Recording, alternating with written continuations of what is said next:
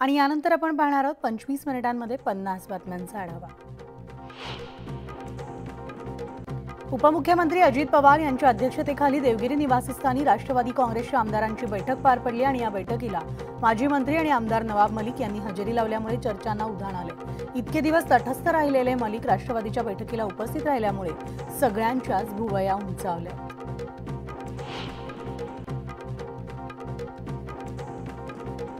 तर मुख्यमंत्री एकनाथ शिंदे यांची शिवसेना आमदारांसोबत सह्याद्री अतिथीगृहात बैठक पार पडली आणि या बैठकीमध्ये शिंदेंनी आमदारांना महायुतीच्या कोणत्याही परिस्थितीमध्ये 9च्या 9 जागा या विधान परिषदेमध्ये निवडून आणायच्या आहेत अशा सूचना दिल्या। सरकार करत असलेली कामं तळागाळापर्यंत पोहोचवा असा कानमंत्र सुद्धा त्यांनी आमदारांना दिला।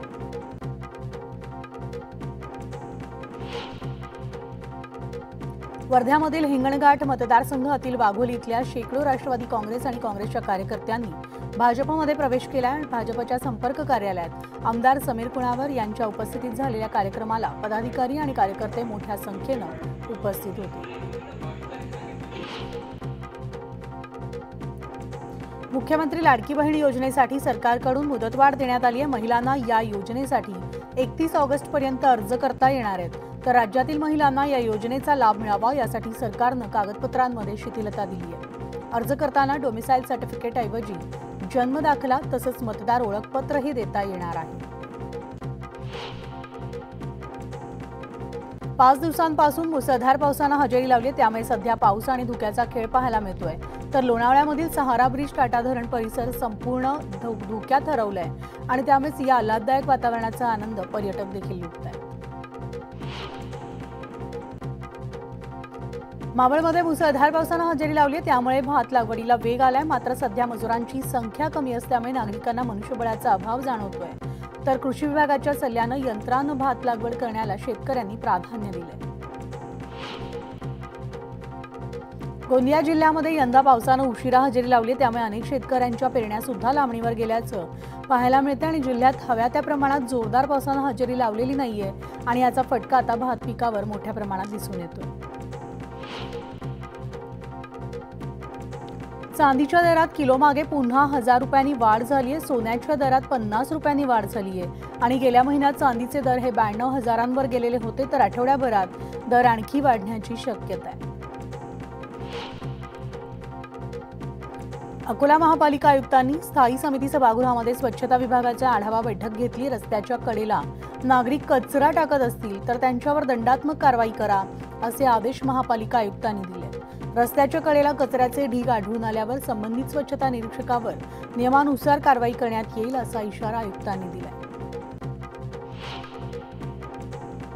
दीक्षाभूमीवर 1 जुलै रोजी घडलेल्या तोडफोड प्रकरणी वंचित बहुजन आघाडीचे शहर अध्यक्ष रवी शेंडे यांच्यासह विविध सामाजिक संघटनांच्या 15 ज्ञात आणि इतर अनेक अज्ञात जणांविरोधात गुन्हा दाखल करण्यात आलाय। दीक्षाभूमीवर झालेले हिंसक आंदोलन आणि बांधकाम साहित्याची तोडफोड आणि आग लावल्याच्या घटनेबद्दल नागपूर पोलिसांनी बजाजनगर पोलीस स्थानकामध्ये गुन्हा दाखल केला। डॉक्टर बाबासाहेब आंबेडकर यांच्या स्मृती जागृत ठेवण्यासाठी दापोलीमध्ये ग्रंथालय सुरू करण्यात आले, मात्र या ग्रंथालयाकडे शासन दुर्लक्ष करताना पाहायला मिळतंय। स्पर्धा परीक्षांची पुस्तकं सुद्धा उपलब्ध नसल्यामुळे विद्यार्थ्यांना सुद्धा अभ्यासाला अडचण निर्माण होते, त्यामुळे आता ग्रंथालयाकडे शासनाने लक्ष द्यावं अशी मागणी केली जाते। विरारमधील अनेक भागांमध्ये बत्तीगुलचे प्रकार समोर येत आहेत। वीज ग्राहकांनी अधिकाऱ्यांना विचारल्यानंतर त्यांना उडवाउडवीची उत्तरं देण्यात येत आहेत, त्यामुळे आता संतप्त झालेल्या वीज ग्राहकांनी वीज वितरणाच्या कार्यालयात मेणबत्ती आणि मोबाईलची टॉर्च लावत आंदोलन केलंय।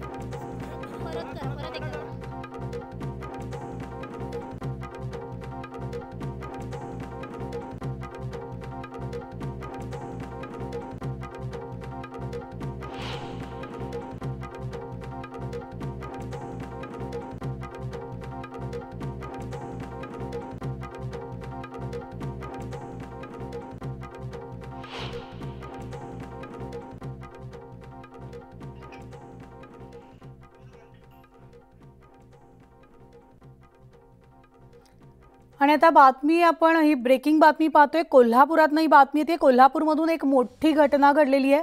गुप्तधन मिळवण्यासाठी नरबळीचा प्रयत्न करण्यात आल्याची घटना कोल्हापुरात घडलेली आहे। राधानगरी तालुक्यामध्ये कौलव गावात ही घटना समोर आली असून सरपंच रामचंद्र कुंभार यांच्या सतर्कतेमुळे हा मोठा अनर्थ टळलाय। घरामध्ये खड्डा करून या ठिकाणी नरबळी देण्यासाठी विधी सुरू होता असा संशय व्यक्त केला जातोय। तर राधानगरी तालुक्यामधल्या कौलव गावातली घटना असून या प्रकरणी कराडचा मांत्रिक चंद्रकांत धुमाळ याच्यासह 6 जणांविरोधात गुन्हा दाखल करण्यात आलाय। नेमकी घटना काय घडली जाणून घेऊयात आमचे प्रतिनिधी ज्ञानेश्वर साळोखे यांच्याकडनं। ज्ञानेश्वर, कोल्हापूरच्या राधानगरी तालुक्यातील कौलव या गावामध्ये हा धक्कादायक प्रकार घडलेला आहे। काल मध्यरात्री घडलेल्या या प्रकारानंतर गाव आणि परिसरामध्ये आहे ते एकच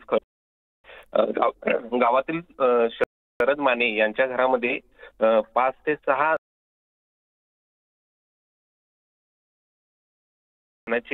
विडे लिंबू आणि त्याच्यावरती चाचण्या मारलेल्या अशा पद्धतीनं मंत्रोच्चार करताना रामचंद्र कुंभार यांना आढळून आले आणि त्यानंतर त्यांनी या प्रकरणी गावची पोलीस पाटील आणि कल्पना दिल्यानंतर हा सगळा प्रकार आहे तो उघडकीला झालेला आहे। देवघराच्या समोरच अगदी बसून आहे ते काही विधी सुरू होते आणि हे विधी नेमके कोणत्या कारणासाठी सुरू होते जाब आहे तो या सगळ्यांनी या मांत्रिकांना विचारण्याचा प्रयत्न केला। त्यावेळी या मांत्रिकांनी सुद्धा या हा सगळा प्रकार पाहता नरबळी देण्याचा प्रयत्न या सगळ्यांचा होता की काय अशा पद्धतीचा संशय आहे तो या सगळ्यांना आला आहे आणि त्यामुळे त्यांनी राधानगरी पोलिसांना याबाबतची कल्पना दिल्यावर पोलीस तात्काळ घटनास्थळी दाखल झाले। पोलिसांनी सुद्धा हा सगळा जादूटोणा विरोधी कायद्यान्वये गुन्हा आहे तो दाखल केलेला आहे। प्राथमिक जी माहिती मिळते त्या माहितीनुसार गुप्तधन मिळवण्यासाठी हा सगळा खटाटोप आहे तो या सगळ्यांचा सुरू असल्याची माहिती मिळते। मात्र देण्याचा जो उल्लेख यामध्ये होते किंवा संशय व्यक्त केला जातो त्यामुळे पोलीस आता या सगळ्या प्रकरणाच्या मुळाशी जाणार का हेच आता पाहणं महत्त्वाचं असणार आहे। निश्चितच आणि त्यामुळे संपूर्ण तपासावर आपण लक्ष ठेवणार आहोत। तुर्तास या सविस्तर माहितीसाठी ज्ञानेश्वर धन्यवाद।